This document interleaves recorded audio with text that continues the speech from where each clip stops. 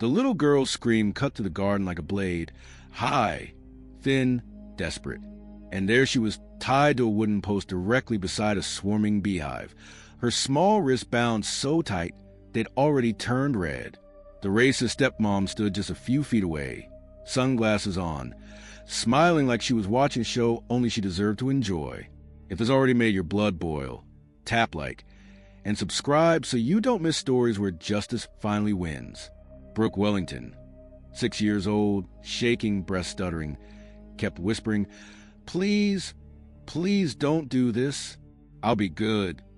But the woman towering over her didn't blink. Victoria Ashford, platinum blonde, rich, cold, and the kind of white woman who believed rules were made for everyone except her. A soft buzzing rose in the air as the disturbed hive shifted. Victoria checked the timer on her phone, like she was baking cookies, not terrorizing a child. "You should have thought about that before lying about me, sweetheart." She tightened her grip on a small silver spray bottle, one meant to attract bees, not repel them. Inside the mansion, Keisha, 45, quiet, invisible to everyone except the child she protected, dropped the vacuum the second she heard Brooke scream. Something in her chest snapped. She'd seen bruises. She'd seen fear.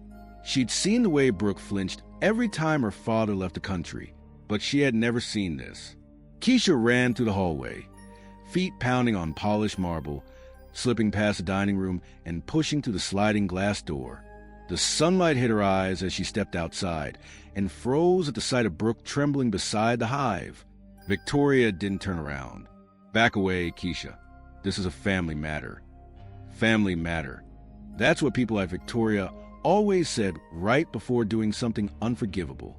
The bees grew louder, swirling, disturbed by the spray Victoria released with casual flicks of her hand. Brooke whimpered, her whole little body tightening like she was shrinking into herself. Keisha's pulse hammered in her ears. Everything in her screamed to run forward and tear the child free, but she forced herself to stay still because she noticed something the stepmom didn't. Victoria wasn't checking to see if anyone was watching. Victoria wasn't hiding what she was doing, and that meant Victoria believed she could get away with it.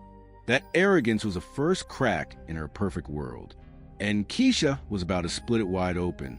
The night before all this happened, Brooke had whispered something that Keisha couldn't ignore, something so soft, so broken, it didn't even sound like a child's voice anymore. "Miss Keisha, do you ever hear things in this house that nobody else hears? If this happened in front of you, what would you do? Tell me in the comments.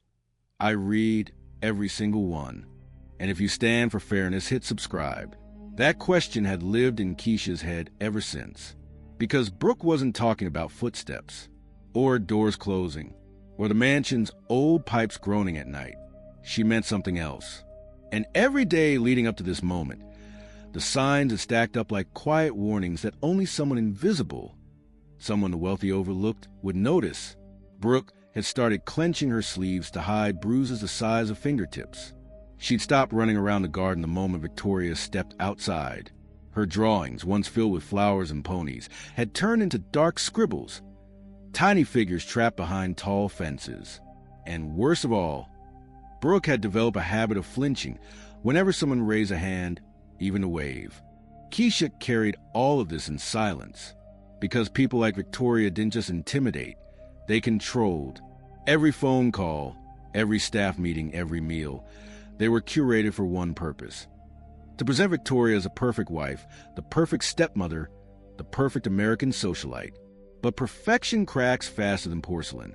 And that morning, Keisha noticed the biggest crack yet.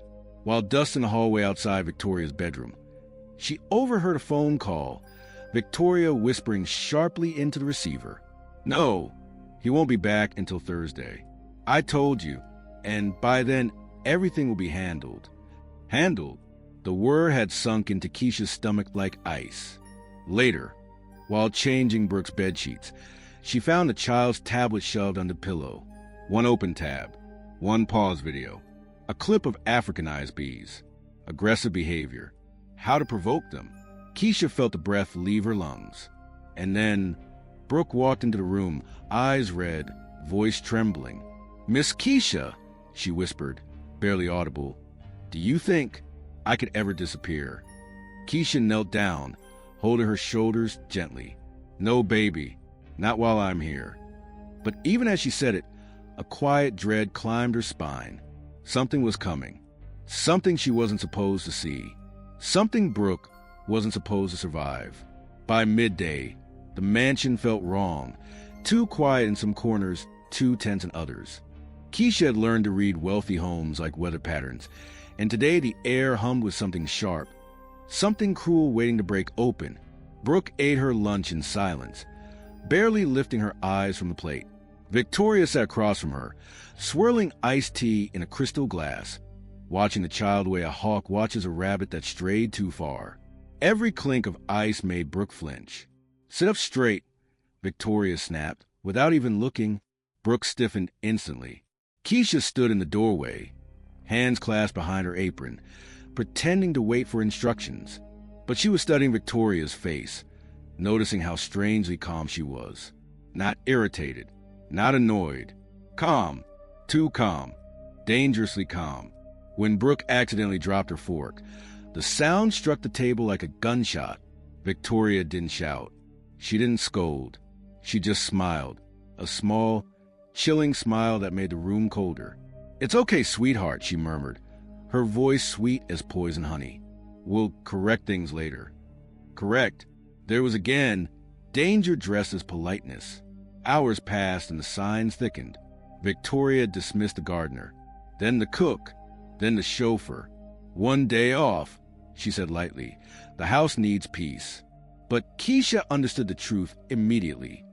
Victoria was clearing witnesses. By late afternoon, Brooke was nowhere to be found in her usual spots. The playroom, the TV room, the garden swing. Keisha checked every hallway, calling her name softly so Victoria wouldn't hear the panic rising in her throat. Then she noticed something strange. The back door slightly open, a faint buzzing outside, and a fresh silver aerosol can lying on the counter, one Victoria had never used for cleaning. Every instinct in Keisha's body screamed at her. She stepped onto the patio, and the world tilted. There was Brooke, tied to the wooden post, terrified, shaking, barely breathing, and Victoria, pacing slowly around her, spraying the attractant near the hive with small flicks of her wrist like she was painting a masterpiece. "You know why this is happening," Victoria said softly, her voice dripping with false sweetness. "Lying is ugly, and ugly must be corrected." Brooke sobbed, shaking her head desperately. Keisha's hands balled into fists at her sides. This wasn't discipline. This wasn't anger. This was a white woman who believed she was untouchable. And a little black girl would not survive that belief. Not if Keisha stayed silent. Not today. Keisha stepped back behind the sliding door, heart thundering in her chest. For a moment the world blurred. The buzzing, the crying, the slow crunch of Victoria's designer heels circling that child like a predator marking territory. Then something inside Keisha steadied, because she remembered something Victoria didn't know. Something nobody in this house cared to ask. Something wealthy families never imagined about the help before her car accident, before she took housekeeping jobs to survive. Keisha had spent 8 years as a pediatric emergency technician. She knew anaphylaxis like most people knew their own reflection. 1 bee sting on a stressed child could be dangerous. 10 could be fatal. And Africanized bees? They didn't stop at 10. Keisha pulled her phone from her apron with trembling fingers, but not from fear, from urgency. She hit record and pressed the lens to the crack in the doorframe. Victoria kept pacing, spraying, smiling. "You should have kept your mouth shut, Brooke," she said calmly. "Your father listens too closely when you cry, so now you'll learn why little girls must be quiet." Keisha's jaw clenched. She zoomed in on the spray bottle, an attractant highly concentrated. She'd seen a similar can once in a wildlife training seminar years ago. It was designed to lure aggressive swarms. Not for home use. Never for children. Suddenly, Keisha noticed something even worse. A second camera. Victoria had hidden a small professional camcorder behind a row of potted gardenias, its red light blinking faintly.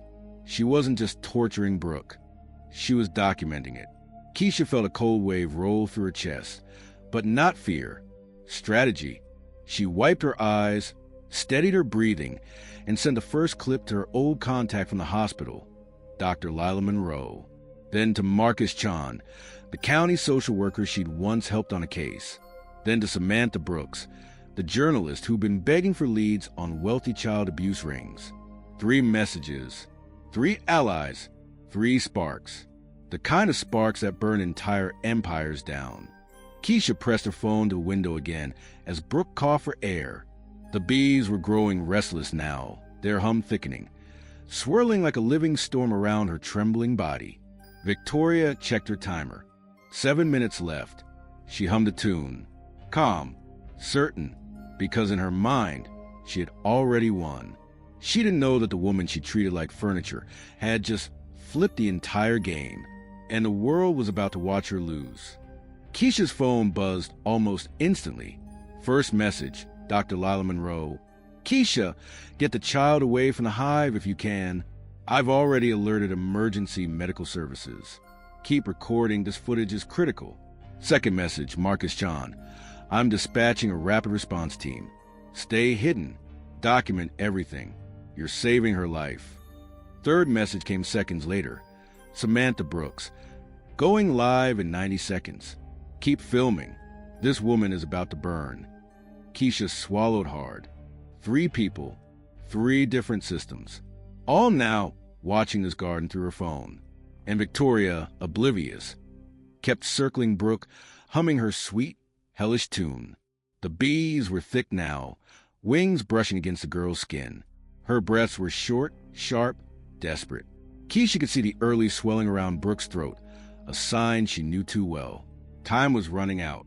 Keisha inched her phone higher, capturing the spray, capturing the camcorder, capturing Victoria's delighted grin as she misted pheromones toward the hive. Just a little longer, Victoria whispered.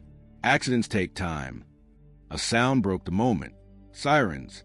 Faint at first, growing louder, closer. Victoria's head snapped toward the front of the property, confusion tightening her face.